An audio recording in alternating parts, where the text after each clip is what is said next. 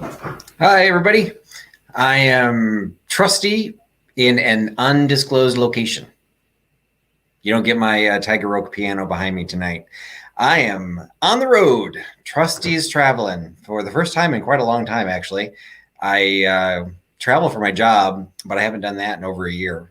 So I hadn't done a lot of sourcing, long distance sourcing either, but had not really an opportunity, had kind of a requirement to travel coming into this weekend because the Huckster Helper, my daughter, is graduating from college this weekend in Pennsylvania.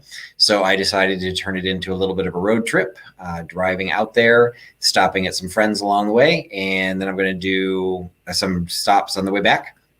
And what I discovered is I'm traveling and buying, and there is absolutely no way I'm going to be able to do a haul video of all of the stuff that I'm buying. So, hey, it's a pop-up live haul. So let's see who's joining us in this later than I would normally do a pop-up, but there was a lot of stuff going on tonight that I wanted to avoid. So we've got Debbie Spilkers in the house. So thanks for coming back, Debbie. Oh, got Chad. I'll be coming through the Terp State as part of my trip. So our schedules didn't hook up, but I will at least be in the state of Maryland, in the Old Line State, and I will be thinking of you while I'm there. Jay Goodwin in the house. Bree Gia has joined in. Thanks so much. I'm actually in Pennsylvania right now, Cindy. So I have crossed went from the Ohio Turnpike to the Pennsylvania Turnpike, and I am north of Pittsburgh right now. Tomorrow, I'm going to be meeting with Kitschy and Bitchy, who has done some stuff on my channel. She's done some live sales. She did a deep dive with me, but she and I actually went to college together. So she lives near Pittsburgh. So I'm going to be with her tomorrow. And tomorrow night, I'm actually doing a live sale on location at her house, at Kitschy and Bitchy's house in Pittsburgh. So I can still do a live sale this week. I actually packed up, I should have grabbed it, but I actually packed up, it might still be in the car, a little tin, and all of the stuff for this week's live sale is sitting in the tin. It's going to be the live sale of smalls, because I'm picking stuff up along the way, but some of this stuff, and I'll show it to you, that's why I'm on tonight. I'll show it to you tonight. Some of it I'm gonna have to research because I haven't figured it out yet. Some of it still has to be cleaned, so it probably won't make it into this week's live sale, but I will still be traveling next week. And so I'll be doing my live sale on location next week as well. So maybe some of this stuff will make there. I'm not sure I brought enough for 2 live sales. So some of this stuff might have to go into a live sale next week. So I am in Pennsylvania right now. So let's see, we got Sue Raspberry coming in. Thanks so much for joining in, Sue. Simon says, let's make a deal. Sabrina Simon's back in the house. Diane is here. Yep, smalls are my favorite too. On multiple occasions. One, it's because that's what I like to collect in general. I love smalls, and I love looking at showcases and like really looking at stuff. And you can carry so much more when they're small. But it's also, from a very practical standpoint, they also tend to be a little bit easier to ship. And I've shipped so many large things, so many fragile things, that smalls definitely are my friend. So definitely like to have those in the house. I think I said hi to Nate, but just in case, Nate's in the house. Oh, Sam, we've got the man himself from Dining at Sea, one of the enablers of my travel menu collection. So glad to have Sam in the house. Let's see. Annette, we got one of my Illinois followers, even though I'm no longer in Illinois right now, but we've got Annette still representing the Illini State. And let's see who we got here. Keeps jumping, trying to do this in reverse, and I keep missing. I don't want to miss anybody. Oh, we got Australia represented too. So we've got the other Nate from Australia of Drifter Thrifters. So thanks for jumping on. Like I said, this is later than I normally do, so this would be later in the day for both you and for Nate. So hopefully it's fitting into your schedule. Jay Goodwin. I did pass through the Buckeye State, Kim. So actually, yes, everything that I'll show tonight is actually from the places that I went in Ohio. So this is Northern Ohio that I came through to get to Pennsylvania. On my way back, I'm going to actually do Southern Ohio. And I just have to figure out how to do the scheduling, because it turns out I need to be home a day earlier than I thought I needed to be home. So it kind of messed up a couple things. But so I will be back through the Buckeye State next week as well. Catherine Young joining us. Thanks so much, Catherine. And let's go back down to the bottom and get things in order. We've got Pat Hall has come in the house, coming in from Michigan. So we all figure out what part of the mitt that Pat Hall lives. Nate's always doing his shipping when he catches the evening live sale. So that's good. Glad hopefully good business is good and you're shipping a lot. Jeannie coming in, the Chicago lady. So another Illinois representative, even though I am not there right now. We got San Diego Pam. I don't have to ask where she's from, although I could because South Carolina Princess doesn't live in South Carolina. But I'm going to assume San Diego Pam lives in San Diego. Nettie has come in the house. Jean Rawl is in the house. Let's see, Doug Grimes, not Illinois. I think Doug's Iowa, if I remember correctly. So we got some more Midwesterners. So that's a question for you guys. This is actually something that crosses into my real world job, my day job. So I cover 9 states for my regular job, and the easternmost states are Illinois and Wisconsin. And then I kind of do points west. So it's like a test every time I do this. So Minnesota, Iowa, Missouri, and then Kansas, Nebraska, North and South Dakota. So those are my 9 states. When we went to name the territories, they said, well, what territory are you considered? I'm like, well, I'm the Midwest. Well, the rep that has Ohio, Indiana, Michigan, and Tennessee, she said she's the Midwest. And it became quite the debate. So I am upper Midwest and Great Plains. But where do you guys define, particularly those of you who may not live in it, where do you guys define the Midwest?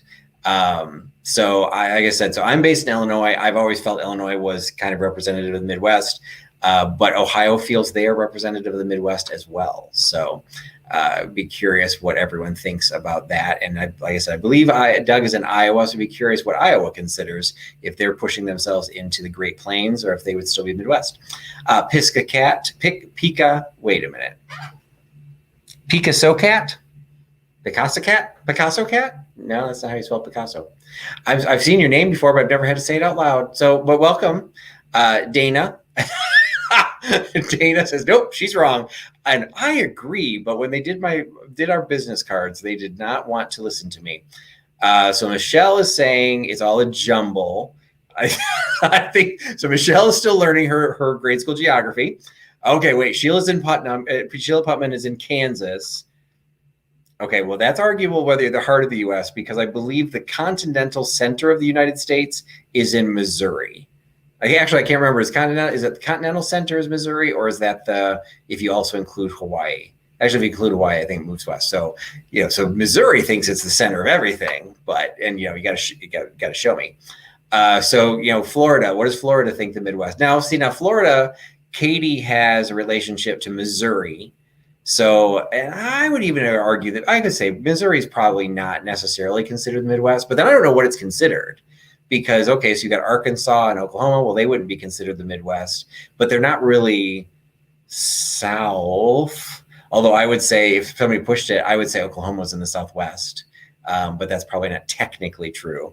So Tennessee, Nancy is saying that Tennessee is in the Southeast. And I would probably agree with that. Although I would probably just say Tennessee was South. I have family in Tennessee, Kentucky, and Missouri.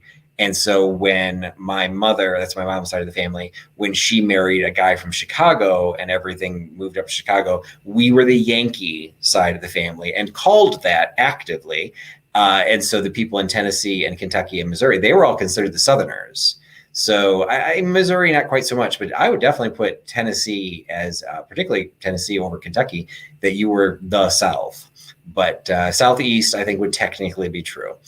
So Jay Goodwin, Ohio through Nebraska would maybe be considered Midwest. Okay, because now there is also something which I'm not sure if it's a common term, the Great Plains, and I think that's when you're getting into. To me, that's Nebraska. Like that's when you're in just the windswept. There are no mountains, there are no valleys, there are no rivers. It's just dirt. Farms. So to me, that's Kansas, that's Nebraska, that they kind of get in because they are the plains. They're the plains states. I think one of them actually is called the Plains state, like plains, not their plane. So like that to me, and like the Dakotas, I wouldn't consider the Dakotas the Pacific Northwest. You know, you've got an entire mountain range before you get to them, so they kind of get lost out there. So we got, let's see if we've got any other votes coming in here. Mississippi's deep south. I don't think anyone will argue with you, Susan Way. Yes, you are. If anything, you and Alabama, I think, get to claim the definition of deep south. Even though Florida gets the geographic reach, and so does Texas.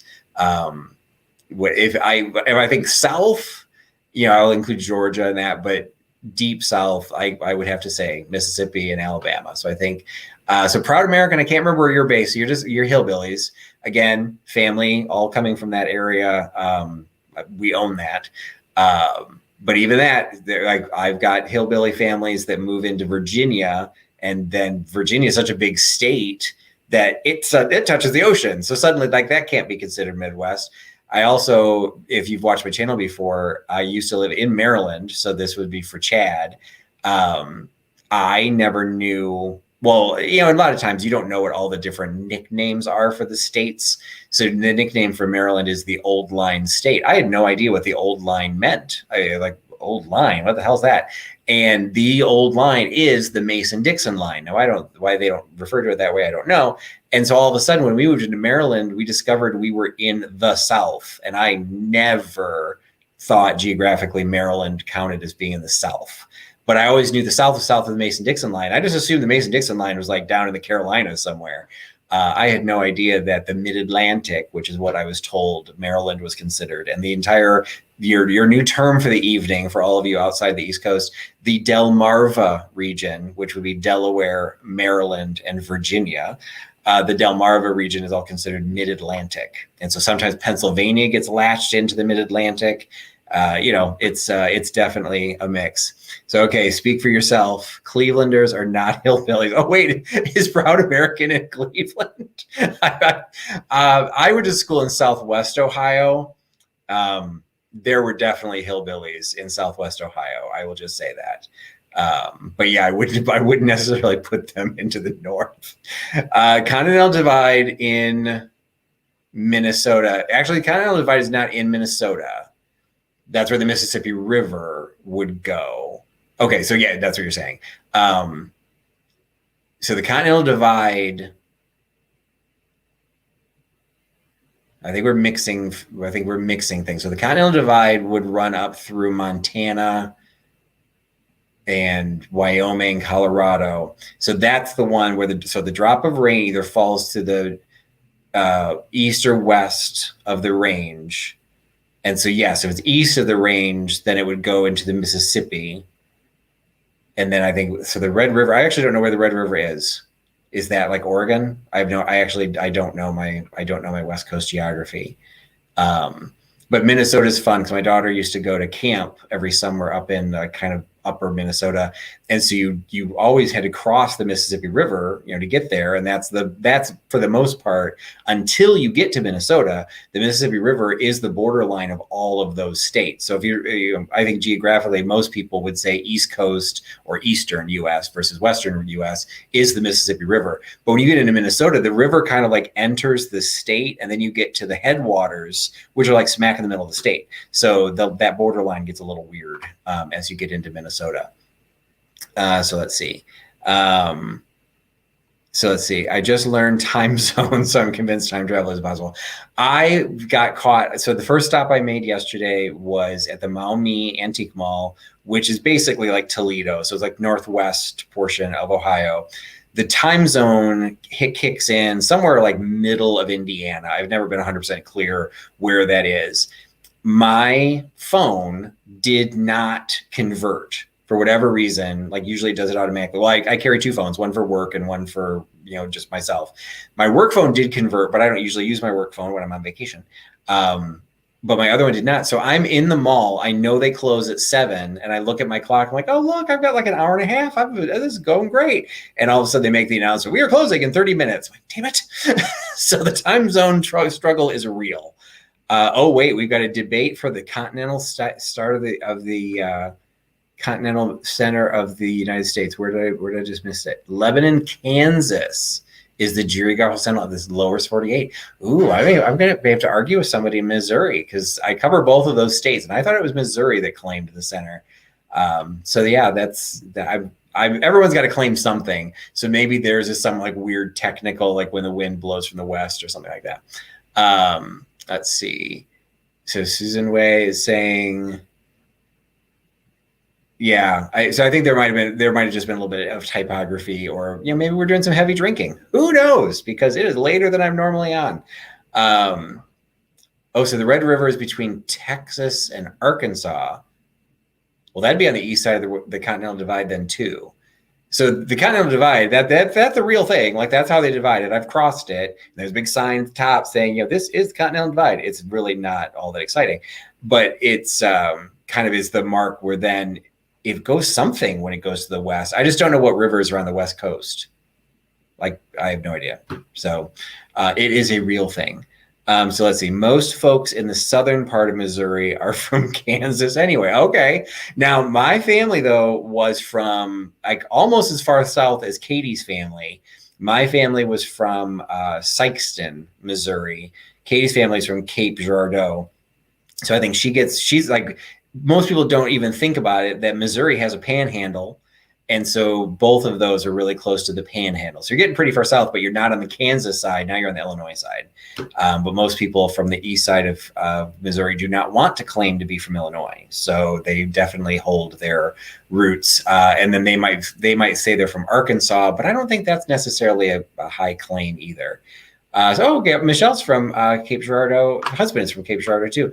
I don't know. Yeah. So Katie's saying Missouri's where all of her family's from. I want to say Katie I remember it was Cape Girardeau that her grandmother was from. I could be wrong on that. But now we got another debate that there's two Red Rivers. So there's one between Minnesota and North Dakota. Yikers. I do know that I think there's a river between those two because the border looks really funny. So it probably is. Oh, the Laurentian Divide is in Minnesota. My error. Okay. And I would have said the Laurentian Divide. I thought that was in Montreal. So we all learn things. So Indiana is screwy. Okay, we can live with that too. Indiana, so I went to college in Ohio, lived in Illinois. So Indiana was like the pass-through state. And so for 4 years, I would drive home fairly regularly because I was dating a girl from Illinois. So I would go back to visit her. And at no point in the 4 years that I traveled back and forth multiple times did I ever see a police officer in the state of Indiana on the interstate. So you could kind of like drive as fast as you want. There was a speed limit, but it just didn't ever seem to be enforced. So let's see. So we got Dana again. Mason-Dixon line is the holy grail for geographic references. I learned that in school. I can't remember where you're at, Dana. I can't remember where you're based. Oh wait, is it the Delmarva Peninsula? Delmarva region. Did I say peninsula? I don't remember. I just remember on the news it would always be called Delmarva when we lived there, and I'm like, what the hell's that? So somebody had to teach me.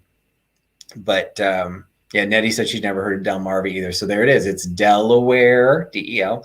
Maryland, the MAR, and then the V is the abbreviation for Virginia. So Delmarva. I'm really not making it up, but maybe it's not used anywhere outside of that news circle. Although we use it at work because that's one of the regions for our territory, and it's the Delmarva region. So yes, Mason and Dixon were the names of the original surveyors. I don't remember their details, and I don't actually know how far across it goes. So is it just the upper border of Maryland, or did it go further? I mean, the upper border of Maryland, for people who can't remember the geography, and I'm struggling right now, it's pretty long, but much farther did it go? Because that then gets into what used to be, at the time, it would have been Virginia, and then West Virginia was like, get me the hell out of here, and they became their own state. But it gets really wonky over there. So it's flat through Pennsylvania. I think kind of dead ends at Ohio, doesn't it? So did the Mason-Dixon line just never go past Ohio? Maybe they didn't need to, because at that point, Ohio was probably just a territory. Okay, so Delbert is in Delbert's in Southwest Ohio. Okay. I went to school in Springfield, Ohio. So Hickville, USA. Townies and the Gownies. It was the struggle was real. Okay, trust me, Nate, you could start rattling off some of the weird cities and geographic regions that you have in New Zealand, and we will all be completely lost. So you definitely have the power, because okay, the capital of New Zealand is Christchurch, I think. I don't think it's Auckland, but those are the only two cities I know. So don't let us leave you in our dust or anything. But you definitely have us. So okay, so Hillbilly number one, no Springfield. It's where they gather. And Springfield, I guess at the time, did have a vintage and antique like center. But when I went to school in the 80s, I didn't know about it. We weren't really into that. I wasn't into it. My family wasn't into it. So I didn't know that it kind of had become this mecca. So that's why I'm going to be driving through Springfield. I haven't been back to my alma mater in a decade, if not more. So I want to get, maybe we'll do some video or pictures there. But I want to see some of these great Springfield antique malls that everyone talks about. Unfortunately, George the Antique Nomad. He's going to be there this coming weekend, but that's the weekend that the whole purpose of this trip is to watch my daughter graduate. And that's coming up. So I can't be in two places at the same time. So I will miss him being in Springfield. So Susan Way is answering somebody's question. Separates only 4 states. Is that what the Mason-Dixon line was? Okay, Yellow Springs, is that where you live? It was one of our favorite places to go. I hang an ornament on my tree every year for the, damn it. What's the dairy farm? I have an ornament for it, and it was like right there, and I lost it. But there is a dairy that has great ice cream that's on the way from Springfield to Yellow Springs. So we used to go to Yellow Springs all the time. Yellow Springs was a very interesting place. It was the home of Antioch College, which is the time I went, they stopped offering grades because they thought grades were judgmental. So they were like some weird, smoke another joint and, throw your keys into the bowl kind of school.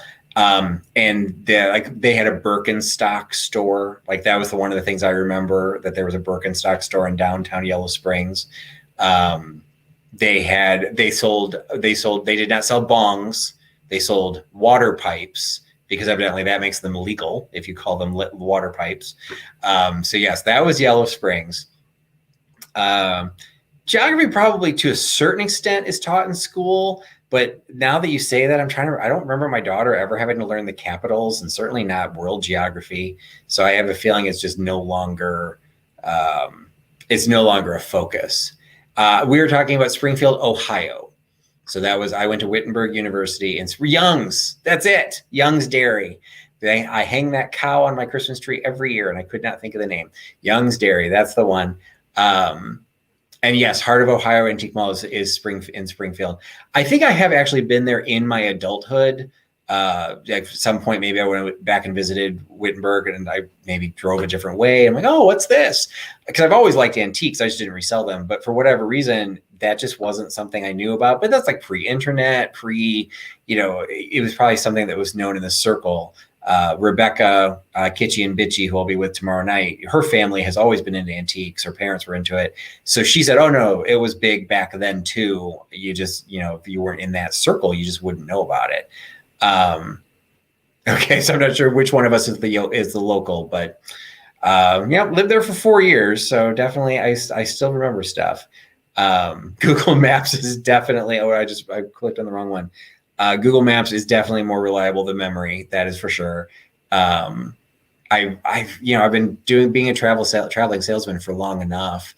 I mean, I remember the days that the internet was this great thing, but then you could Google where you needed to go, but then you still had to print out the instructions. You all remember that? MapQuest and all of those, oh, yeah, this is great. It's turn by turn, because it was so much better than reading a map. And, my daughter she's 21 years old. She basically has no concept of how to read a map. She and I did a trip when she was in high school And she was studying German. She was at that point like kind of conversational, not fluent, but she knew enough. So we did a business trip, and I used to sell to the military. So we visited all the military bases in Germany. And then we drove up to Brussels to visit military bases in the Netherlands and in Brussels. And so we're driving up. This would have been 2009.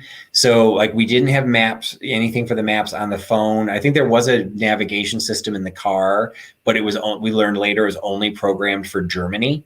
So the minute we left Germany, like it just showed the country and a road. Like it didn't have any details. So we had to get a map and for Brussels. And my daughter is trying to read this map while I'm trying not to kill her because I'm trying to figure out where our hotel is.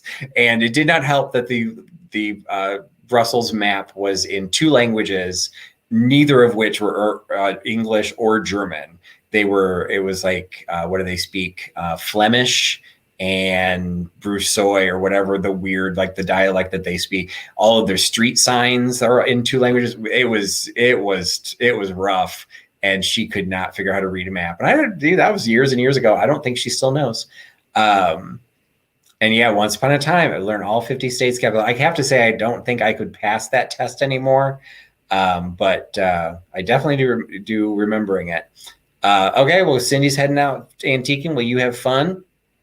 Yeah, if GPS goes out, it would be a very, very bad sign.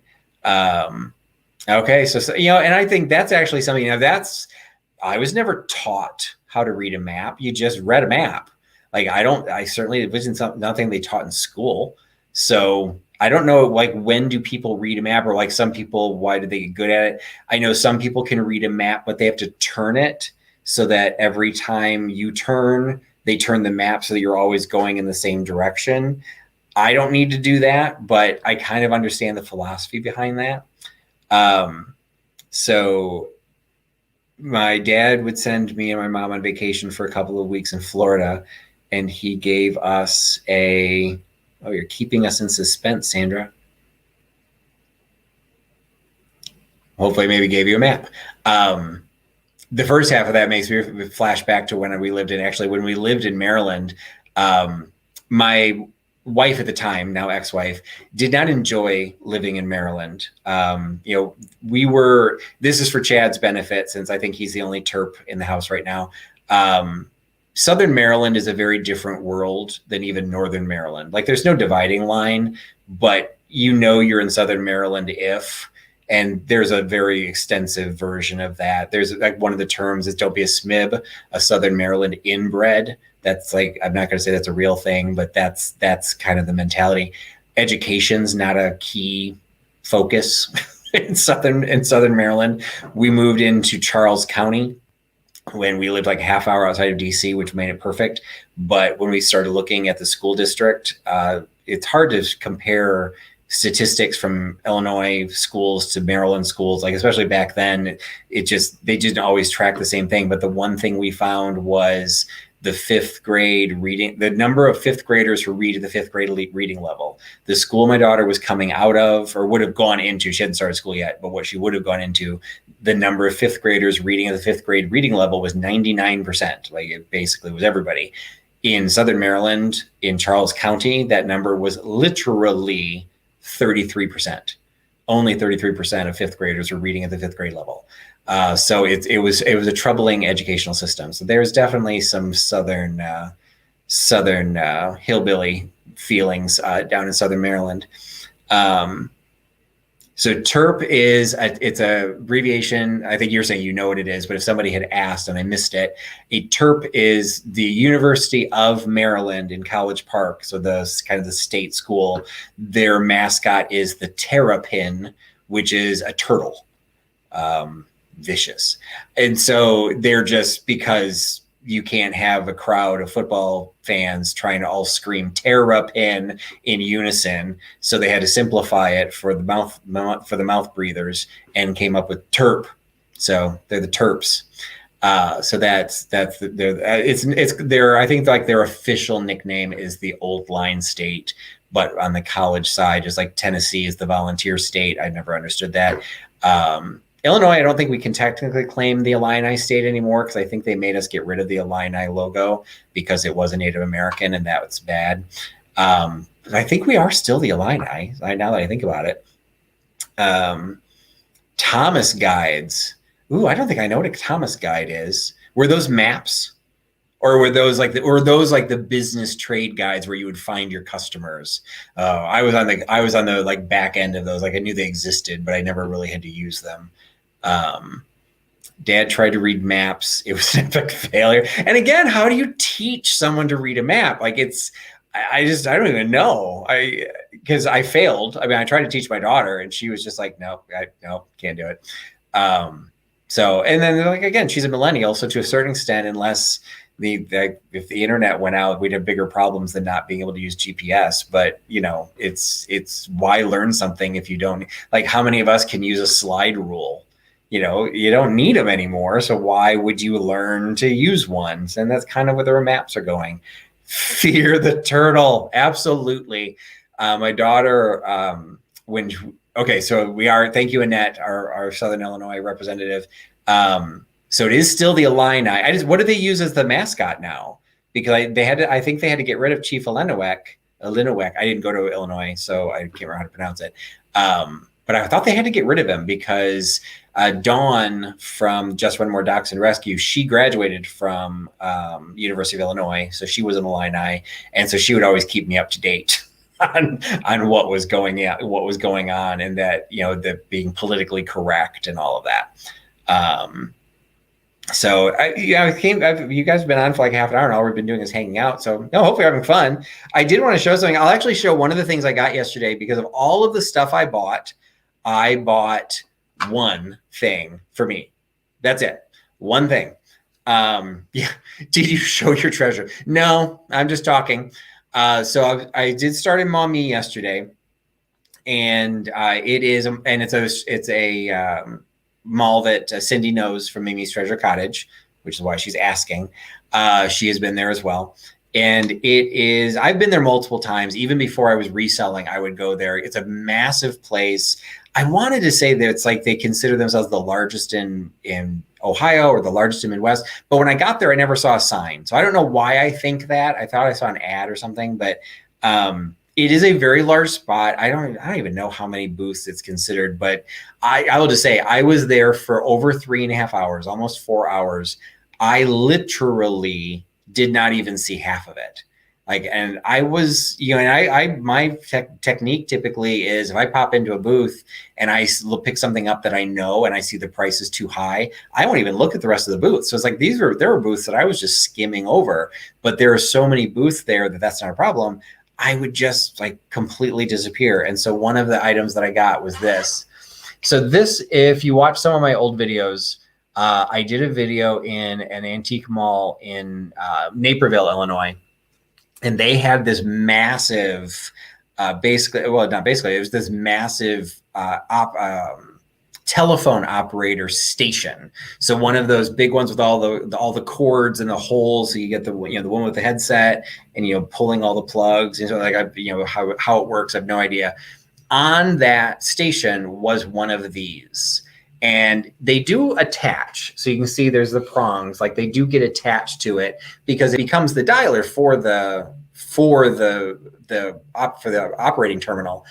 But the one that they had, it had been converted. So it had been converted to push button. And so this was sitting there and it wasn't attached because the attachment was for the updated version of it.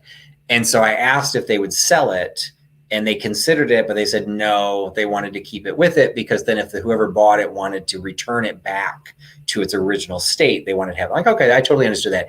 And I've never seen one since. I have a vintage phone collection. I think this will look absolutely fantastic with it. And it was like $12. So I picked it up and it went straight into my basket, not even a question. So super excited to have it. Super cool. And yeah, so Jay Goodwin, it is. It's just some of the stuff I probably have 6 or 7, it's not a massive collection, but I've got, maybe 6, 7, maybe even 8. They're all different. They're all different shapes. They're like, I think one's European. You know, some of them are like a traditional looking phone, but they're, you know, one is Bakelite push buttons and it only has 8 of them because it was actually like a hotel house phone. So there's things that just made them different. But this thing, once I knew it existed, I was on the lookout for it. I never went onto eBay to just try and find it. It's more fun to find things in the wild sometimes. And I don't need to build that collection. But once I found it, I had to keep it. So that was one of the, we're talking about Lily Tomlin. Were you talking about a big chair? Hey, Pamela. There we go. 1 ringy dingy, 2 ringy. Oh, that's okay. That's like kind of early for me. I want to say that was maybe late 60s or maybe early 70s, which technically I'm a 70s kid, but I don't think I was watching Lily Tomlin at that point. So I remember that. But I also, when somebody said Lily Tomlin, my first memory of Lily Tomlin is where was it Ruth Ann or Lisa Ann or something, where she played a little girl on a massive wooden rocking chair. And so it was like scaled as she was a kid. And so the chair was ginormous. So I can't remember now the name of the kid. Yeah, I'm not feeling much like a baby. I was watching Katie was doing her show and tell with Christina from Lilacs something. And the show and tell was on tiki mugs, which I thought it's a cool subject. And one of the very first ones she showed was like, oh, this one's really old. It's from 2008. Okay, I just wanted to shoot myself. Wait, 2008 is really old? I'm freaking ancient. We all have different frames of reference. So, but Dana says Dana's covering herself. That it's too early for her too, but she watches old TV. So I actually get that. So was the 1 ringy dingy, was that from Laugh-In? Because that was definitely the 60s. So I remember it, but I can't remember what show it came from. So it was from Laugh-In. That's definitely before my time. Edith Ann, that's what it was. Edith Ann was her as the little kid. So yeah. So let's see. What else? I know Kate. I think Katie's still in the house. So Katie did a show and tell, or it wasn't technically a show and tell. She just did a joint sale or a joint thing with Daniel from Tacky Is Me, and was talking about clear glass. And I love clear glass. I mean, it is something that I don't necessarily display a lot of it. I have a collection of clear glass flower frogs. I do like it. And so this is one of the pieces I bought at the Maumee. So this is one I need to research. And let's see if I can put something behind this so you can see it. Because I don't know what the etch is. So I love the shape of the bowl itself, just like a little, maybe a berry bowl or something like that.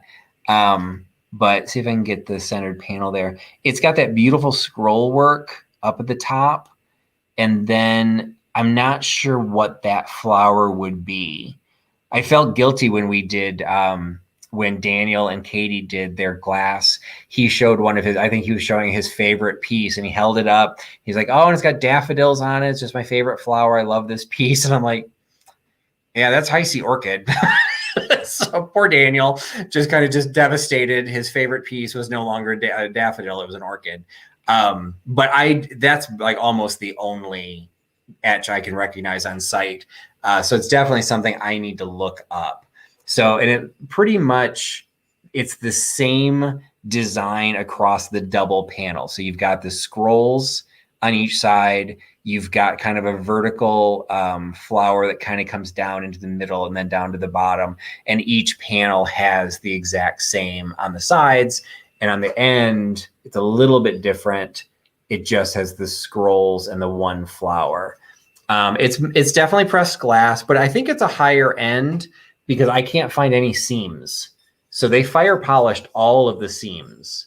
So whoever did it, it was a high quality piece at the time.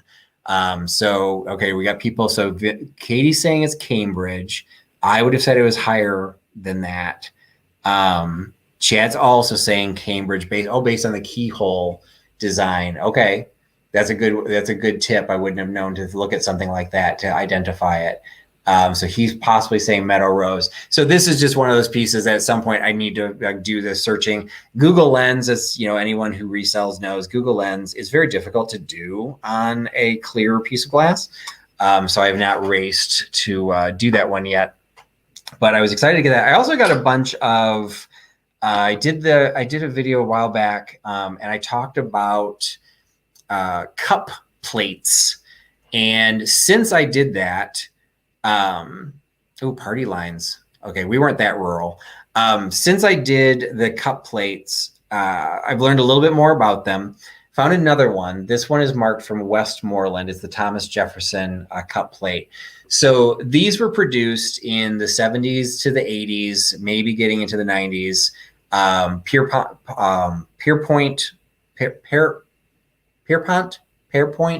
Okay, I'm doing my How to Succeed in Business. Now I'm confused with the real Pierpont glass. I can't remember now the name of it. This one happens to be Westmoreland. They did these as like a collector's items, but I was watching the Michigan Depression Glass Society YouTube channel, which is far superior to the Illinois one, which I am actually doing social media for. They have done some great videos during COVID. I definitely suggest you check them out. It's the Michigan Depression Glass Club or Michigan Depression Glass Society. But they had a guy on there and he was talking about these cup plates when they were originally used. And what it was is, and if anybody's seen them, and I only have what I bought, but if you've ever seen the coffee cups that don't have the handle on them, the coffee cups would, sometimes the saucer was a little bit more like a bowl. It had edges to it. And so he said, and this is something I have never heard before, but he seemed very official, so I'm assuming he wasn't making it up, that like in the 17th century and 18th century when coffee was first coming out, that you couldn't control the temperature or whatever, that in order to cool it off, you would pour, the reason the saucer had edges on it is you would pour the coffee into the dish to cool it off. And then you had to put the coffee cup somewhere because now the saucer was filled, and you would have a cup plate to do that. And then somehow, I guess you poured it back into the cup when it cooled off. I really didn't fully understand, but that's where cup plate, the concept, I guess, came from. It was something that you were doing with your coffee when you needed an extra plate. Because you can see it's really small. Like it's only like 2.5 inches across. You really couldn't even use this as a coaster, but it would be a good size for like just the small center of a coffee cup. So anyway, so I picked up that one. And then I picked up this other set, which I need to, again, do some research. So this one, I'm pretty sure is a coaster. So this was sold, they were sold together. That Westmoreland one was all by itself, but the rest of these were sold together. This was like a lone one, but you can tell it's pretty deep, definitely has a wide enough base. So this one's pretty much a coaster. So, so Beth is saying that they sipped, so then they sipped from the saucer. Well, then what's the point of the cup? Like, why serve it in a cup if you're just going to pour it in the saucer? That just seemed to me very sloppy. But that would make sense. So then you poured, but you still had to put your cup somewhere. So that was where the cup plate came from. These, when I bought the rest of them, other than that big one, they were calling these butter pats. Now, because I know what the cup plates look like, I don't think these are butter pats. I think they are cup plates, but they're a little bit different. So like this one has the American Eagle in it and a date 1861. So the Civil War started. Like usually when these were made, they were made to commemorate something. So maybe 1861. I think that's when the Civil was that when Fort Sumter was fired on. History lessons. Anyway, so like that one I think would commemorate possibly the Civil War. These are just a pair of butterfly ones. So I don't know if could they be butter pats? Or would these be the cup plates? Like they're basically the same size as the Westmoreland one. Like it's a little bit wider, but this like the center, and then these are a little bit wider. These are like they've got little heart designs on them. Like these could be coasters because the distance across here is a little bit wider. I can actually put. Well, no, actually I can't. My tea thing does not fit in that little dip. But I don't know what would make them butter pats. Like I don't truly understand the definition of a butter pat. When they're porcelain, I can tell the difference between a porcelain coaster and a porcelain butter pat. primarily because of size, but because these are like floating in between, and you've introduced the concept of cup plates. I'm not sure how to, what to do with these. They're cool. They were inexpensive. I will sell them for an inexpensive price. Just, they're clear glass, so they're not going to be everyone's jam. But, to me, the benefit of clear glass is no matter where you put it, it's going to match with whatever else you got. So I like clear glass. And actually, the other thing I got that was clear glass, which actually I got from Moonstruck Vintage. So this was actually, I picked this up today. It is my first fairy lamp ever. I've never had a fairy lamp of this style to be able to resell. So it is Stars and Bars, Indiana glass. So it's nothing like, it's not particularly rare. And it is clear. But again, I had a little lamp, wasn't technically a fairy lamp, also clear. And the person who bought it said she loved clear because same thing. She could then put whatever she wanted in there and it would match the rest of her decor. So this will actually be going into a live sale. Probably not this week's. This will probably wait till I get back because I have to be able to ship it. But I did pick up my very first fairy lamp, and it just happened to be clear glass. So Dana has it in amber. Yeah, I wondered about that, Proud American. I don't know, again, because I don't typically carry them. It did seem a little big, but I don't know. Did they come in different sizes? I just kind of assumed this was it. Like that this is the Stars and Bars, but did they make it in different sizes? So it's funny that you say that. Because when I picked it up, I'm like, it's kind of big. It's kind of heavy. So it's going to be more expensive to ship, but I don't know if these came in different sizes or not. So let's see.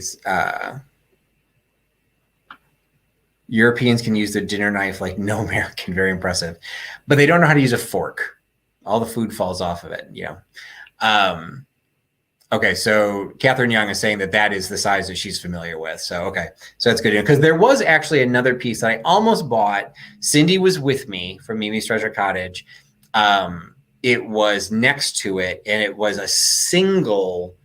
So I don't think technically it was considered a fairy lamp, but it had the kind of the same base, but then the sides just went up, and it was about half the size of that one. And so like that, it looked like you would be able to put like a pillar candle in that one. Like it was too wide to be a vase.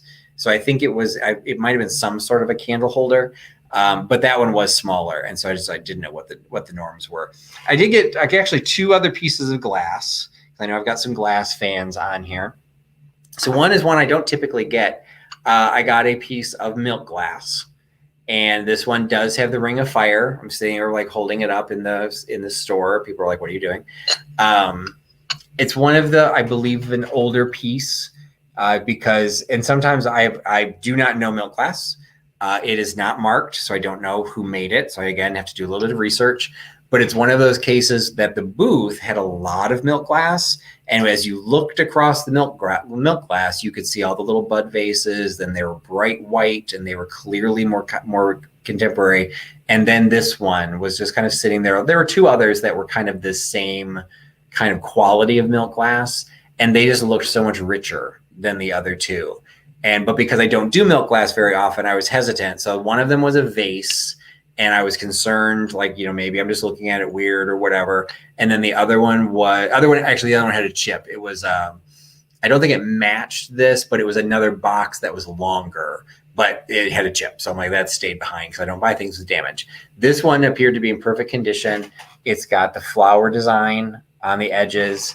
It's footed, so these come down a little bit. So it kind of sits up when you set it down. So like you actually have the light that comes from underneath it. And it's in great shape, and it's just a little trinket dish that I thought was really sweet. So and on the top, you can barely see them, but they're just two little leaves that are molded into the top. So I thought that was really pretty. So Dana's going after the milk glass, and it would be like this would definitely be something I could see in a bathroom. Whether you're putting the cotton rounds or whatever in it. I would assume that this might have been more like a powder box or something, like maybe for a lady's dresser tray. just because it is kind of a nice little diminutive size. And I mean, we joke about all this stuff all the time, but if anybody ever wants anything, when you see a haul video or I post out a video, send me an email, and do it as an email though. Don't do it as a chat, because I don't go back and look at the chat. If you want something, send me an email, and the first person gives me an email, hey, we can work out a price. You can have it. Because all other than my phone dialer that you can't have, everything else going up for sale. So Sue just found her first fairy lamps too. Oh, so you got them at a estate sale. And I've done estate sales, I've done garage sales, I've done, Goodwills and everything. I don't come across them very often. And I wanted to have one, because for those of you who are familiar with my channel, I don't do auctions or offer ups or anything. I just wanted to find one to be able to sell it at a good price. Like, I want to be able to pass it on to you guys. So I liked it. I found a lot of fun stuff in this. Oh, you know what? Katie's here. So let me show this. Oh, actually, one last piece of glass. I got an iridescent flower frog. So just one of the little small ones. I don't collect this style. I collect the Figural flower frog. So the ones of the ladies or the animals or whatever. These individual ones, I don't collect these myself. I don't come across them very often. But this one's a really pretty one. So it's got the 8 holes, was it? 1, 2, 3, 4, 5, 6, 7, 8. Yeah, 8 holes. So it's one of the smaller size, but that just makes it nice because it fits into a lot of different size containers because it's not too big. Pick that up. That'll definitely be going into a live sale as well. It's Susan holding up the bidder's card. Well, no bidding here. So like, if you want it, just send me an email. We'll work it out. Oh, so left lane, you can't find, and yeah, I would say probably today,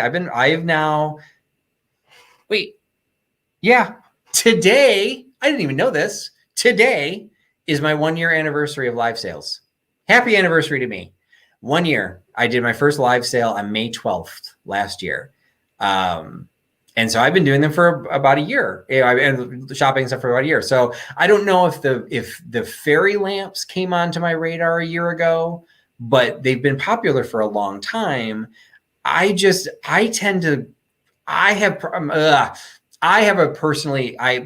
is a much older aesthetic. I'm more like the 30s and earlier. And to be perfectly honest, I'm happy in the 19th century. So to me, the fairy lamps and a lot of the iridescent glass and the marigold that people call carnival glass, it's not carnival glass. It's the 70s reproductions of this carnival glass. It is still collectible, but that's the kind of stuff that I kind of remember growing up, and I really don't want to carry anything that reminds me of my childhood. So, it's just stuff that I don't really, focus on. And so, but the flower frogs, I like the flower frogs, and I love the concept of the flower frogs. This, to be perfectly honest, and I don't even know how you date these. The fairy lamps are definitely going into the 70s. When you get into the flower frogs, this style probably existed in the 30s, and it probably still existed in the 70s. Useless fact, thanks, Susan. Useless factoid, the very first conscious memory of the term flower frog, this is so random, is in an episode of the Brady Bunch. Mrs. Brady has to buy a wedding gift for somebody, and she buys them a silver flower frog, and Mr. Brady does not know what she's talking about. He thinks she bought a silver frog. So she has to explain it. That is the first time I've ever heard the term flower frog, and it has imprinted itself on me ever since. I don't even think I've ever even used a flower frog. I now collect them, and they look really pretty up in my window. But that's my recollection. So that was in the 70s or late 60s. It started in 69. So flower frogs have been around for a really long time. So I don't know how you start dating things that were around that long. These are not valuable even if they were from the 30s. So this, again, it's a nice lightweight piece. Well, not super lightweight, but it'll be under a pound. But it's also an easy piece to ship. It doesn't have weird arms sticking out of it that I've got to try and protect so they don't snap off when I try and ship them. But what's sitting in front of me, and the reason I was originally pulling these, I was also this was with Cindy again, and Cindy gets credit for these. We went to a place called Sweet Lorain. So for those of you who are in the Indiana, Michigan, Ohio range, you guys need to find this. Pennsylvania, you need to go to Cleveland is a store called Sweet Lorain. It's on Lorain Street in Cleveland. Their actual address is in Cleveland, so you're in the city limits. It is considered a vintage department store. And what they do, and Cindy from Mimi's Treasure Cottage, she did a video on this probably about 2 or 3 months ago. That's how I first learned about it. But even at the time, she wasn't aware of the concept behind the store. So it is like a vendor mall or a vintage mall or antique mall. So it has multiple vendors. However, what they do is when a vendor comes in, they don't get just like a 10 by 10 booth. When they bring something in, it fits into the department of the vintage department store. So if you want to collect, or if you're looking for typewriter ribbon tins, you find a basket filled with them. And so every vendor who carries typewriter ribbon tins just all put them together. So if you're looking for typewriter ribbon tins, you walk out with 4 of them. So Cindy saw these. I missed them because this place is overwhelming. It's, things are everywhere. You can barely turn around. Cindy almost wiped out 2 bookcases while I was with her. It's like you can't turn around in an aisle. You can't have a handbag because it'll clear an entire, it'll clear an entire shelf of Pyrex. But she saw these and so went straight to the speed dial for Katie, who was working. And I'm like, Katie, we're leaving in like 10 minutes. Do you want any of these? And so we FaceTimed. And so she picked out 4 of them. So this was one of my favorites. I think this is one of the older ones. There was one a little bit older, but she said she already had it. So this is the Miller line typewriter ribbon. And then this one, the Supreme one. And actually, now that we say that, this is the one that Cindy and I could not open. And I still can't open it. So that's the one that Katie bought. So Katie gets to have the joy of trying to figure out how to open it because the tin is in there, or the ribbon is in there. So this is Supreme Bucky Supreme typewriter ribbon. So she picked up that one. And then she picked up, this one is just cool graphics. It's the black and red, so the True Right inked ribbon. But what's coolest about this one is check out the edge. Like that is just so awesome, the way they decorated that one. And then that one also has the cartridge in it, and I've never seen. Katie collects them, I don't. But the ones that I've found, I've never seen it look like that. Usually they're like solid black plastic, and so this, like, to me, that looks like a movie reel, and it's got the teeth, the geared teeth, and everything on it. So I thought that was a really cool one.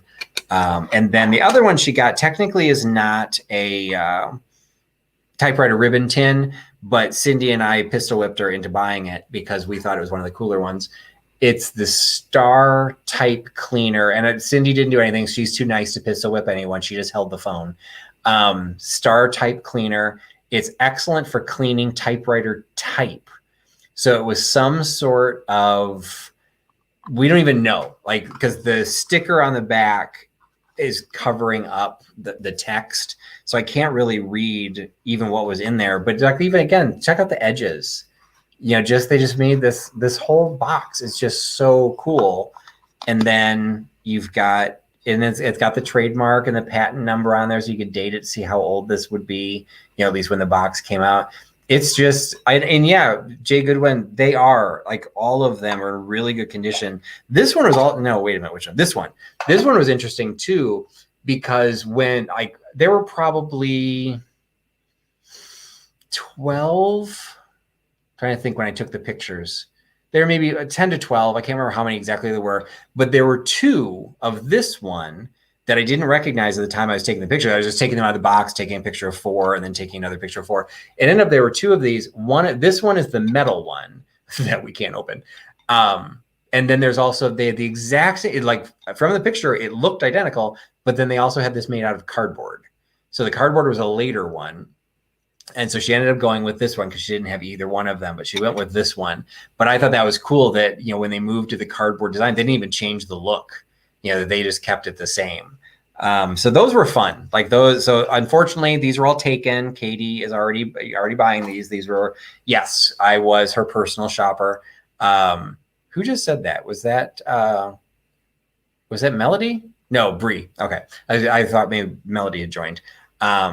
So yes, I became Katie's personal shopper. Was happy to do so, and that's the benefit. If you do find a seller that you like, it doesn't have to be me, but if you do find a seller you like, and you do provide them your business a lot, we do get an idea of what you like. And so sometimes, and I've done this multiple times, where I've just said, okay, I know somebody that collects this, and then I contact them and say, hey, do you want them?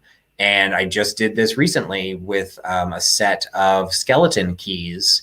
I sent an email to somebody who had bought a bunch of skeleton keys from the last time I had some.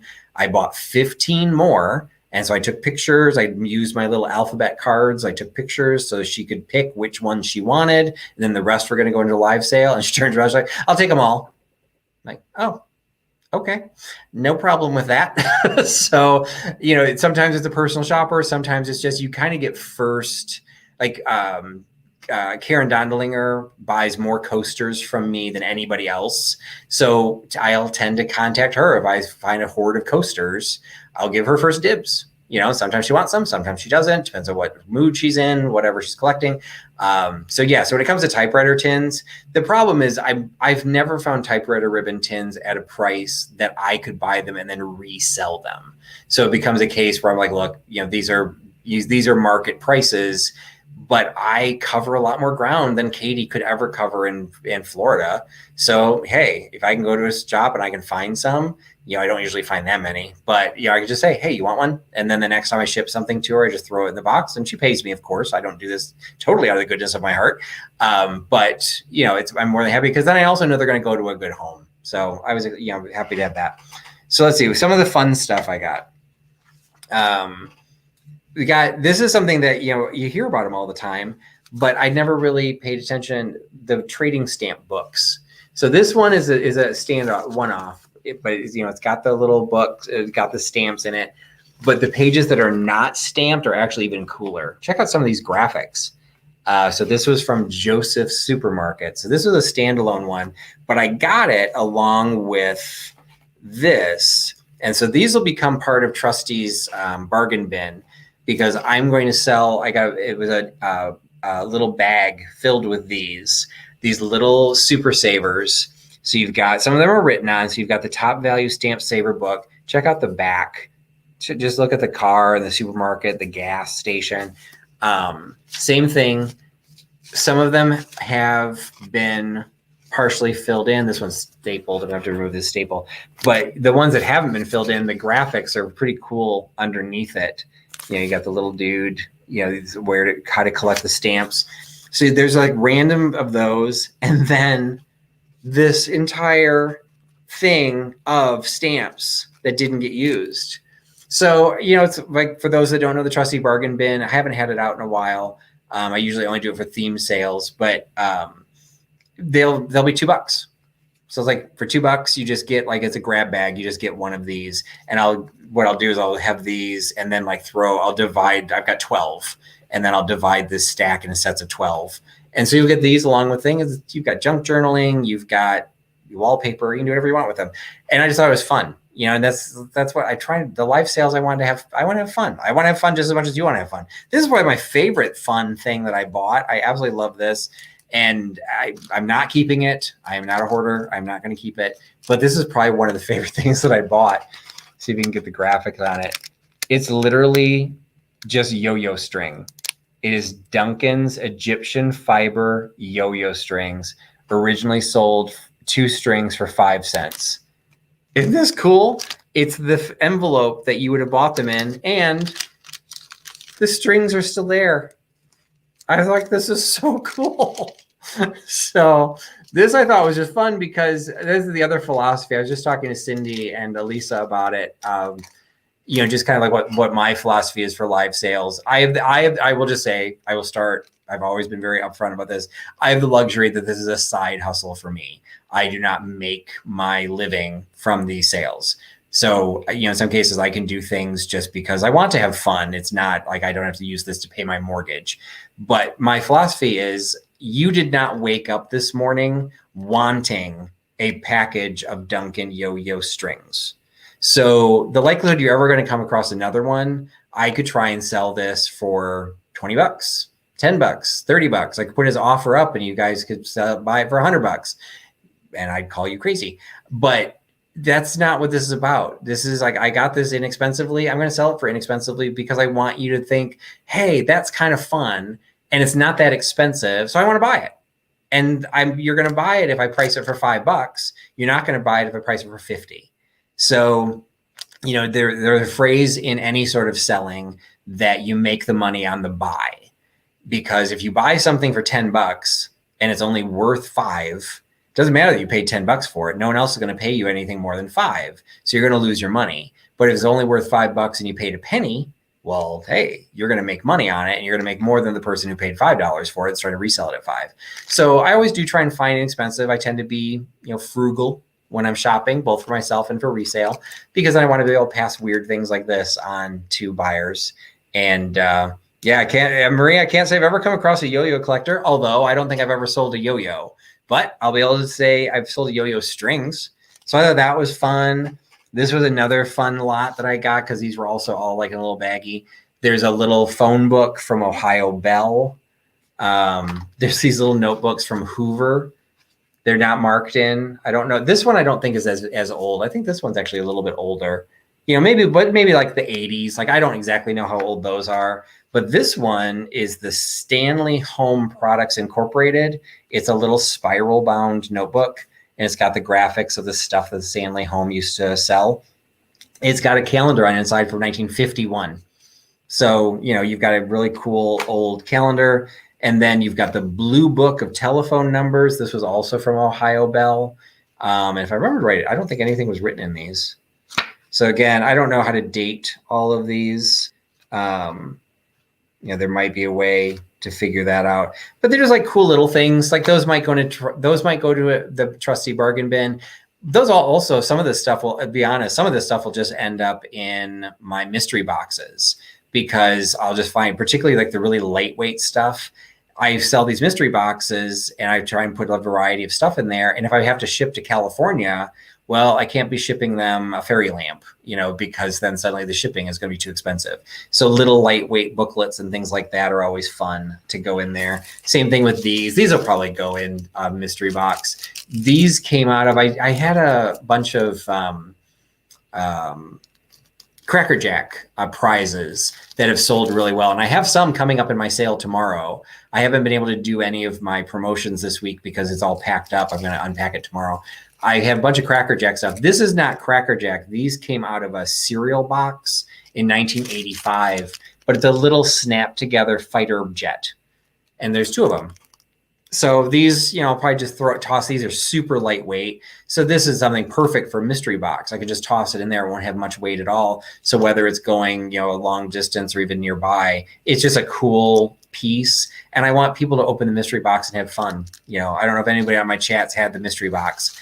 You know, and then like, you know, Jay Goodwin, all kinds of mid-century ephemera, you know, you get it from a lot of different places. And like I could try and sell it for like $3 or $4. And I will sometimes do that if it's cool and I think it'll be fun to sell on the sale. But again, for some of the lightweight stuff, it's just as easy to drop it into a mystery box. This is something that literally I picked this up and I didn't realize what it was. I don't know what it was. I think it was just, it wasn't exactly what I thought it was, because when I bought it, the tag had been taped down. So the little banner thing had been taped over. So I bought it looking like this. I thought these were cupcake decorations. I bought these specifically because I thought they were cake toppers. So Dana's husband's value oriented, frugal, cheap, you know, it's not necessarily a negative thing. So Susan got one of my mystery boxes, so she enjoyed it. So that's good. So this, I thought these were cupcake toppers, but then once the tag came off, I saw they're shiny brights from Christmas decorations.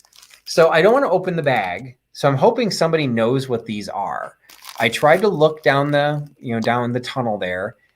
I don't think they're lights. That's a really long stem. Okay, so you're saying, so Bree is saying she had these on her tree. So are they ornaments? Do they snap on? Because like I don't see anything on their heads to like hook them onto anything. Or do you literally plug those into a string of lights? I've never like, and like, like Jay Goodwin is saying in the package, that's the problem. I don't want to open it, but it's like, I literally have no clue what these are. So I need to figure out, like, if no one can tell me, I'm going to have to like Google Lens it or just start like surfing the net and try and figure out what these are, because I mean, they could still be just Christmas cupcake toppers, because like Dana's saying the same thing. Those to me look like cupcake toppers. But I don't know why they'd be shiny bright. Like shiny bright is more ornaments and then also glass. And these are clearly plastic. So this is shiny bright. I did have a date. No, it says copyright is Max Eckhart and Sons, if that means anything. And then made in Hong Kong. So these are probably like 70s, maybe 80s. So Bree is saying she had the ornaments. And yeah, so I don't like, normally an ornament would have like a hook or like a hole or something. Lilac's Vintage Life is going to add shiny brights to a collection of tikis. You just like, they could be like little cocktail stirrers. Yeah, that's it. So it's the more modern shiny bright because it is made in Hong Kong. And so, like I said, that's why some of this stuff is not going to be in the live sales, because I like to do some research. And sometimes I call out to the hive mind. If you don't follow me on Instagram, I'll post stuff like this on Instagram, and people have been great. They've answered so many questions and helped me find so many things. Oh, that's a good idea, Katie. That's something for a garland. Because the problem is I don't see a way, like I'm going to be in the Dana camp. I'm still leaning that they're cupcake toppers because they literally just look like they're sticks. They just don't look like there's a clip or anything. Like even if you had a string light, they would be hanging upside down. Like if you like, say you do plug those into the light, they would just like be drooping down because it doesn't appear to anybody. So these have to exist because they're not super old. They're definitely vintage, but made in Hong Kong. That was like what? That was like 80s, wasn't it? Or was that 70s? Can't remember the progress when he went from Japan. Did then it go straight to Hong Kong, or did it go to Taiwan first? So I always, I always get confused on that. So that one I definitely want to look up. I thought that was fun. Oh, I lied. I had another piece of glass. Coasters. Woohoo! Went this long and I barely showed you any coasters. This is a set of 4. I just thought these were super cool. That smoked glass with the goldfish. The fish painted in gold designs, like totally mid-century modern. It's got that little like cup design. Maybe it's too shallow. In my opinion, it's too shallow to be a nut dish. I do believe these are coasters. So that I got a set of 4 of those. I thought this was really cool. They called this a military brush. I don't know what makes it a military brush. It's some sort of a plastic, acrylic, lucite, something. It's definitely plastic. And then like plaid, they're very, very stiff bristles. Like I would say they're probably plastic bristles. I couldn't see in the store, and oh wait, it does say something. I don't have my loop with me. That's the problem. One moment, please. I do have my phone. So let me pull up my camera and magnify this puppy, because there's something etched into the side. But I cannot read it. There's a number molded into it. USA.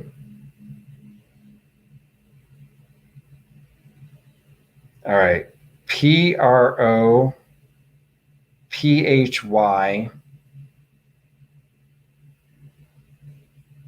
It spells prophylactic.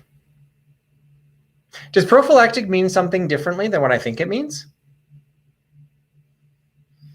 So it literally has the number 223 molded into it, the letters USA with periods after each of them, and then It's in a different script, but it definitely says prophylactic. But the way it's spelled is PRO is one word, PHY is another word, LAC is another word. Then there's a hyphen, TIC, prophylactic. So I don't know what makes this prophylactic. I need to Google definition of prophylactic. But it is just kind of a cool little brush. So again, super lightweight. Yeah, this is like getting in a price point, maybe a little bit too expensive for a mystery box, but it's not going to sell for that much. I just think I don't even see this as a men's brush. I just thought this would look great. We sell dresser trays all the time. I think this would look awesome just sitting on a dresser tray because it's clear. So it won't contradict or contrast with anything that. Okay, so Bree is saying, so the definition of prophylactic is to prevent disease. Lice? I don't know. This can't be a lice brush. Like the brushes are too far apart. So I would say it's sanitary because it's plastic. So maybe you could, I don't know, could you heat it to like sterilize it? Oh, so Christy Allen is saying brush for a tactical kit. But would those have been clear? Those I would think that'd be a very bad idea to have a very clear one because those you're gonna be cleaning off grease and oils. That this to me, I do feel like it's a personal brush, but you could be right. So what Bree said, yeah, so to prevent disease. So yeah, so it must be just something. So I would say then this is probably like World War II era, that this would be like they were just really concerned about cleanliness and preventing disease. So they were issuing, cleanable, even though this has ridges in it too. So anyway, I just thought this was kind of fun, kind of cool. I don't know, it's fun, but I thought it was kind of cool and different. And like literally, like I said, I bought it because I thought it would look good on a dresser tray. Yeah, so whether it's for men or women. Any of my poker buddies out there, I thought these were cool. They're little toothpicks, canopy picks, cheese picks in the shapes of the suits of cards. So you've got this little box. This one still has the label on it called 4 Aces, the card suit picks. The address does have a zip code on it. So these definitely are after 63, but I would have guessed that. I would have said these are probably 70s, maybe 80s. And then they're a little bit bigger. And you can see they're squares, and then there's a hole cut out for this shape of the suits. So this was fun because these came out of a booth that was having a 50% off sale, and so Prophylactic was the name of a brush company. How unfortunate. That only existed until 1930. Wow, so that's a lot older than I thought it was. So it probably is more, I can't imagine it's celluloid, although I wouldn't know how to tell unless it bursts into flames. So that's a really early plastic. Oh, thank you so much, Bree, for checking into that. I would have never thought that that's what that was. So that's cool. See, again, hive mind. Like I try and educate everybody as much as I can, but trust me, I'm researching the crap out of it, trying to help. And I need help sometimes because people recognize things or sometimes can read handwriting that I can't read or, any of that kind of stuff. I think Katie's still here. Yep, Katie's still here. So I also picked up some records. These will be in the live sales unless Katie suddenly texts me and says, give me those damn things. The first two I picked up specifically for the Doxy fundraiser. So if you're newer to my channel, last November, I did a fundraiser with Just One More Dachshund Rescue. I will be seeing her later in the trip, and I'm going to be doing probably a live video with all 14 of her dachshunds. So be on the lookout for that. But we are doing that annually. Last year, we raised $3,500 through the live sales, through my live sale for the dachshunds. Between the live sale, and then we also did a raffle for the mystery boxes. So if you know Kim from Oh My Vintage, she won the mystery boxes, all 35 of them.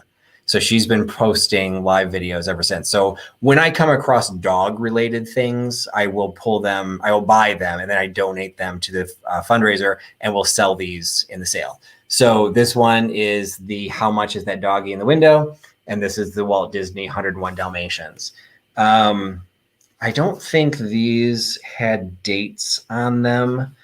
It sold for 29 cents. So like it's got to be fairly early. But the song that's on there is Cruella de Vil. So yeah, I had to like start singing it in the store. And then How Much Is That Doggy in the Window? With the flip side is Peter Pan. So that one's a Peter Pan record that also doesn't have a date, but it does have a zip code on the address. So again, this is after 1963. Night, Dana. So anyway, so I did pick those two up. And then the third one I picked up, I just thought was so weird that I had to pick it up. So this one is, of all the people that you could think of narrating 'Twas the Night Before Christmas, which Katie was kind enough to have me on her show over Christmas time. I was one of the resellers that joined her to actually read The Night Before Christmas. So go to her channel, you can find that video. But of all the people that would be from this is probably the 70s, maybe the 60s, that you could think of to do, recorded in 1971, that could do 'Twas the Night Before Christmas. I don't know if he'd be the last person on the list, but he'd damn well be near the bottom. Louis Armstrong. Why did they have Louis Armstrong read 'Twas the Night Before Christmas? I don't understand. And then the flip side is When the Saints Go Marching In. Like, yeah, those go together. Absolutely. That was somebody's acid trip coming up with that combination. So Louis Armstrong recording of the night before, not even 'Twas the Night Before Christmas, just the night before Christmas. Surely there can be no more fitting final recording by the great and great-hearted Louis Armstrong than this treatment of Clement Clarke Moore's The Night Before Christmas. Oh my God, this is the last thing he did before he died. Okay, now I feel a little bad for making fun of it, but not really. Anyway, that just, to me, there's probably hundreds of these, but I can't imagine. This to me is just hilarious. If this doesn't sell, this is going on my Christmas tree. I'll just put it right on a branch because I think everyone will laugh when they see it. Because I'm sorry, this is a crazy combination. Like breaks into Hello Dolly and then breaks into the Night Before Christmas. So anyway, so I picked that up. And I was like, oh, this was cool. I only have a couple more things. I've been on for a long time, but I'm sitting in a hotel room. I've got nothing more to do. So this I thought was fun. I don't know if it's going to be popular or not, but I don't know if anybody has heard of these. The Jack Frost handbags. I had not, but kind of a little sexy cover. Black and white photography. I think is kind of cool. And then I opened it up. Well, let me actually show you what I first opened up to. They have all of these full page photographs, all in black and white. They're just like fashion photography with just all of these great handbags. Well, are you seeing a trend of what the handbags all look like? They're crocheted. And what this turned out to be, because of the way I opened it, like this is like the 4th or 5th page. You're already in the fashion photography. It's the instructions of how to make these handbags. So it's the Jack Frost handbags. I also don't know who their marketing department is. This is the GIMP bag, GIMP bag 4810. Who named that? So they've got different names, like the Cordette bag. There's more than one GIMP bag. There's the GIMP bag 4823 and the GIMP bag 4824. Then the 4825 was the Cordette bag again. So I don't know what GIMP stood for. And if you crochet, this probably makes sense. But to me, it's talking in tongues. CH4 join with SLST, row 1, CH3, work 14, DC in ring, join with an SLST, row 2, then row 2, CH3, work 2, DC, and each ST. What? So we're either launching nuclear codes or we are making crocheted handbags. So evidently this was like a thing, because look at all of the different covers that they had. So they just had all different. There was like men's, I guess that's menswear. This happened to be the only one they had. And it's just for the handbags. And GIMP, does GIMP mean it's a bag? That it's just a cool, Newest style, simplified instruction. I can't remember if I had a date on this one. It looked to me kind of like 40s. Yep, copyright 1945. So right there. Copyright 1945, U.S. and Canada, Gottlieb Brothers, New York. So there's a little bit of some condition. You can see there's a couple creases on the cover, but the inside ones, like to me, I've never been one that's like, let's rip things apart. But I'm sorry, these would look very cool framed because they're just cool. I don't know if these are anybody famous. I don't know if it says that. I'm assuming not, but maybe. Like I just think it's just the way some of these are lit. There's just some really cool photography in here that the handbags just kind of make a neat accent. Like it's fashion photography for handmade crocheted bags. So I thought that was really cool. Let's see. Oh, this is I don't do rusty and crusty very often. I do like some industrial, but this one I thought was very cool because beneath the rusty and crusty was something that was once very, very beautiful. It is a tape measure made in the USA. It's got the push button to retract it. I'm assuming at once upon a time it may have had an advertisement going around the outer rim because it's recessed. Unfortunately, that's not there, but hopefully you can see this. There are some beautiful turnings on this. This is engraved. Like look around the button and look around the edges. Like this was beautifully created on both the front and the back. You can see it a little bit better on the back. Look at all of that detail work. Like it was almost like a guilloche in the middle. Like it's not enameled, but they just did some really nice machine turning on something that's really just a utilitarian, little tape measure. There is a hook here, but the hook is the hook to pull the tag. So it's not really like you couldn't put on a chatelaine or anything like that. Because I'd be afraid that I guess it could support its weight. But I just thought that was really cool. And this, like, even if you're one of those that has the junk jar type thing, like this would be kind of cool. But, I'm sure I don't know if Nate's still on here, but he's probably like drooling on the screen trying to polish it. This to me would be something I would consider if I were going to keep it. I would consider polishing it. Rusty and crusty is kind of cool and it definitely has some merit, but there's some beauty underneath there that I think is worth polishing up. Okay, so Sue did my hive mind is working it out. So Sue is saying GIMP is it's an ornamental trim. It's pretty stiff.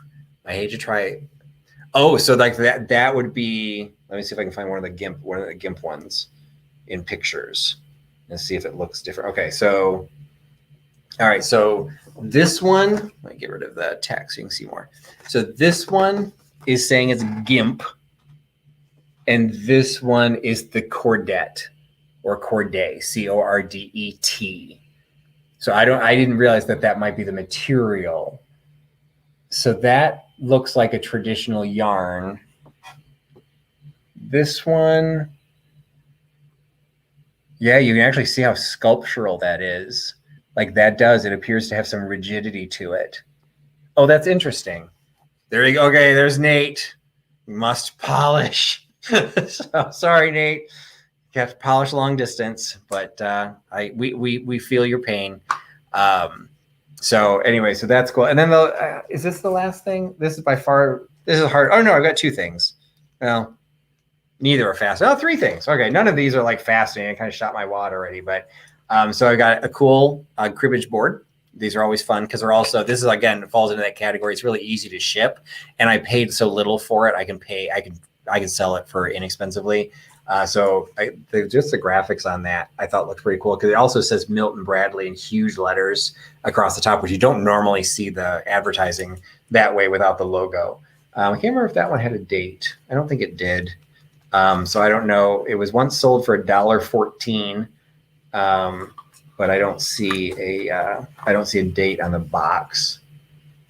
Yeah, so I don't know exactly what era that would be. So there's more of the logo there, but I just like the fact it's just this bold font, up there. So I got the cribbage board, And then I have this set of pins, which I will admit, when I bought these, they're Snickers Olympic pins from the 1992 Olympics. And admittedly, when I bought these, I had fully anticipated breaking them, and I might still breaking them apart and selling them as for $2 a piece in the Trusty bargain bin. But then I'm kind of like, well, maybe they need to stay together, because I'm assuming this box is how they were originally sold. So I don't know how they picked the 6, because we've got track and field. Let's show how little I know about sports. So I think he's doing track and field, or he's falling off of a building. And then that one's basketball. Gonna assume some boxing, gymnastics, downhill skiing, and hockey. Those are not even the same freaking Olympics. So I know enough about sports to know that. So skiing and hockey will be the Winter Olympics. Gymnastics, actually gymnastics I think might be winter too. But track and field, unless he is jumping off of a building, track and field is definitely summer. Basketball, okay, basketball and boxing, now I don't know. Maybe those are winter because they're indoors.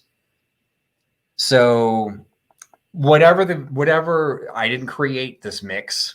This is what I got. I'm assuming they came together. So I've got Catherine is lobbying for keeping them together. Katie is saying that there's a bunch of trading groups. Nate is saying keep them together. So that's probably what I will do is, sell this as a set. And then whoever buys them can do whatever they want with them. So I just thought they were kind of cool. I kind of remember the 92 Olympics. So and those were back in the days when the 92, actually that we should be able to check that out, because that was back in the day where the 92 Olympics would have been one of the seasons. And then 2 years later, wasn't that when they did the other one? So like they didn't do them both in the same year, or did they? I can't remember when that changed. Anyway, so those are the Snickers pins, and they're in great condition. So I thought those were kind of cool. And the last one, I'm going to have to do a little bit of digging. And maybe some of you guys will know these. I did not, because what the hell am I doing collecting sports memorabilia? These were just kind of fun. They are puzzle pieces. And they evidently, I have to do some research in this. They're copyrighted Leaf Incorporated, and they are called Diamond King puzzles. And they had multiple styles. So this one is for Warren Spahn. I have never heard of Warren Spahn, but you can see there's a tiny, tiny little picture up there of Warren Spahn. And if you look, here is the first part of his name.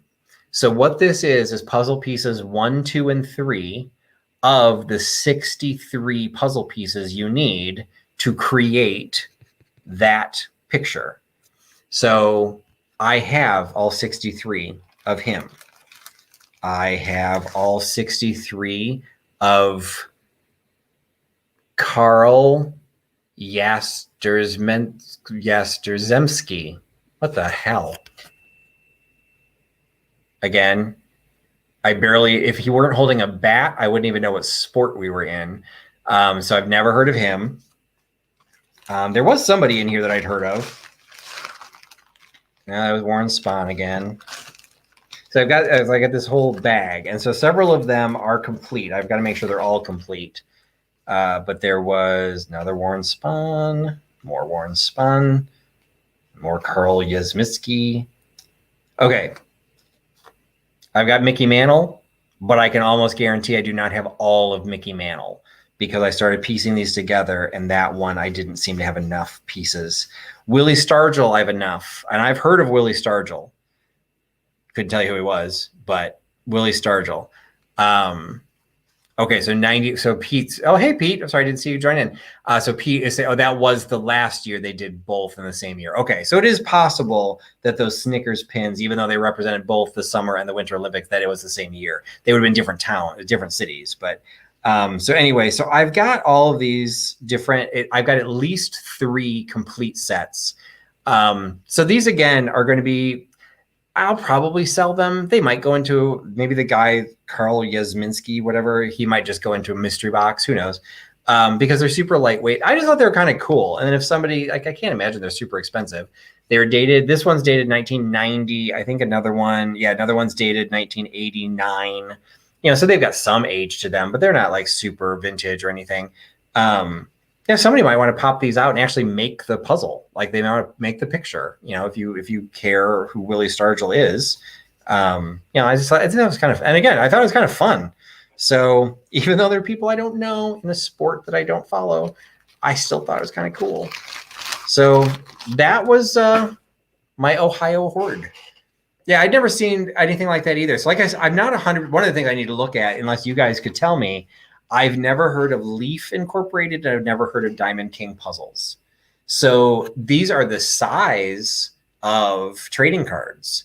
So I don't know if if Leaf did decks, like the little packs of the trading cards. And then this was one of the gifts. So you would like trade the different cards to get the individual puzzle pieces. I don't know. So I need to figure out it's not like super old. So I'm sure I should find some information on them, but I don't know how they were distributed. Like maybe packs of gum, that kind of thing. And I'm assuming it's for kids. But I don't know. I mean, like I said, one of them should have been, who did I say? Not Willie Mays, but one of the Mickey Mantle. Like that would have been a famous one. That's the one I don't have the full set for. So anyway, it was fun. I didn't plan on being on here for this long, but hey, you guys all stuck with me. So I hope maybe it was a little bit interesting. We got somebody new, Mike, saying yes. Oh, okay, so maybe yes to what Helen's saying for bubblegum. That makes sense. Like it had to have been, like I said, they would be about the size of a baseball card. So it's like I wouldn't have been surprised if it was in, but gum makes sense too. So I'm assuming that is what Mike is responding to yes with, or maybe he was agreeing to what Pete was saying. And then so Katie was echoing the Snickers. They're going to want the whole set. So I don't think this is a full set. So that's why I don't know why these 6 would have been together, because it does seem like an odd 6. Because, well, the other thing, like that,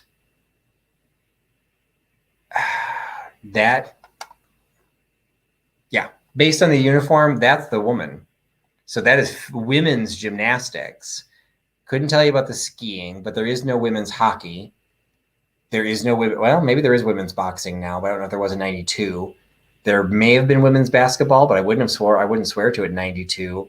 But that uniform for the runner, that looks like a guy. So it's like they're mixing men's. So like, I don't know. Maybe somebody put these in there themselves. I'm just kind of assuming that these started out as a set. I just don't know if they're still a set, because the box doesn't say anything.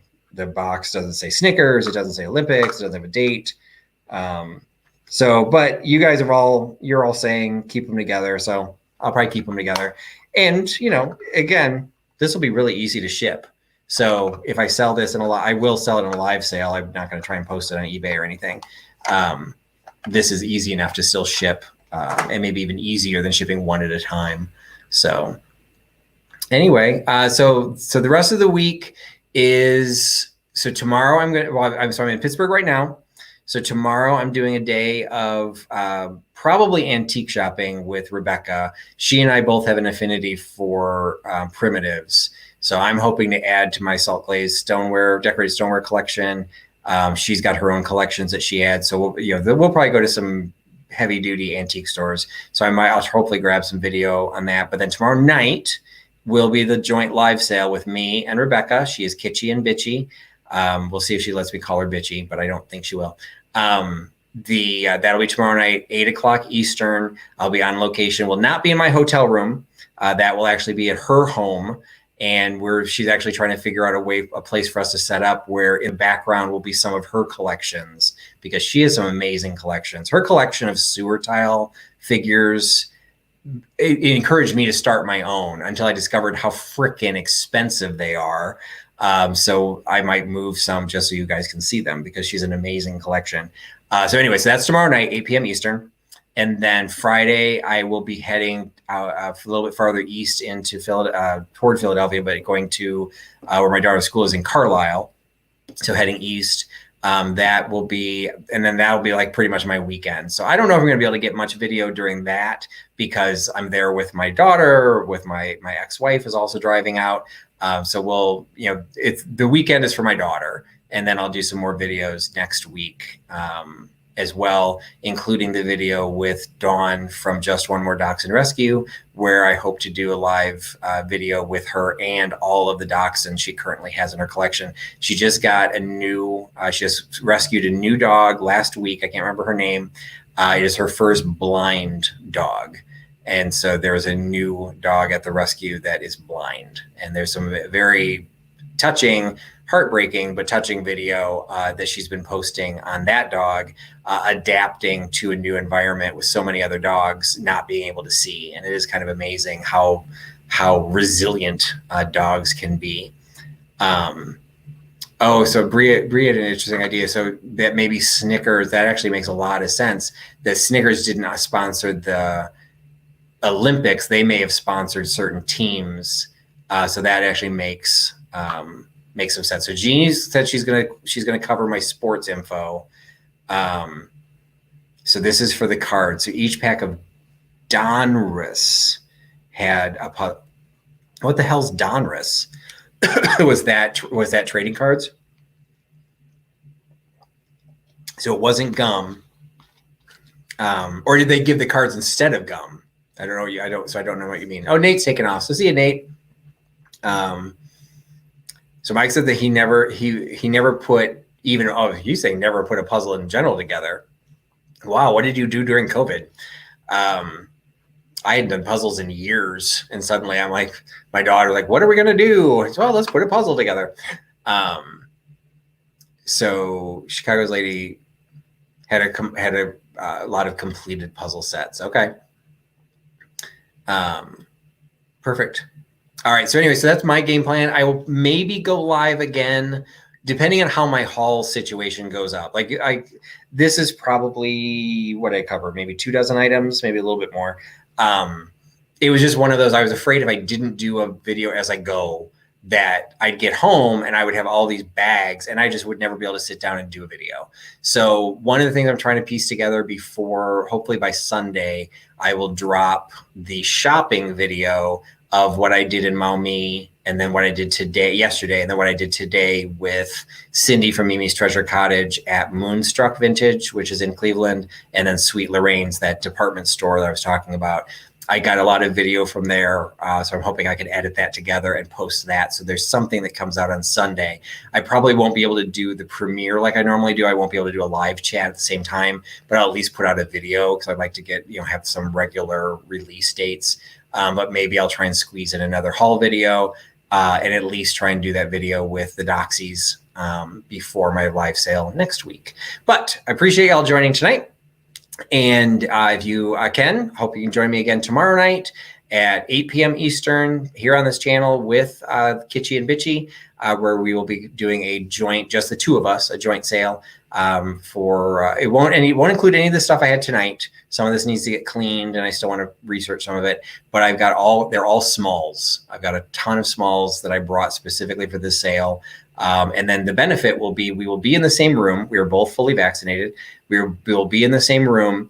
And so we will actually be able to combine for shipping, which I never can do in a joint sale. We will be able to combine for shipping. So if you see anything you like from either one of us, it'll ship from Pittsburgh as opposed to shipping from Chicago, but it will be able to be combined together. So anyway, thank you all so much for hanging out with me. Sorry it took so long, but I hope you had fun. And I don't know if anyone else is still running, but I'm sure there's going to be something running on YouTube again soon.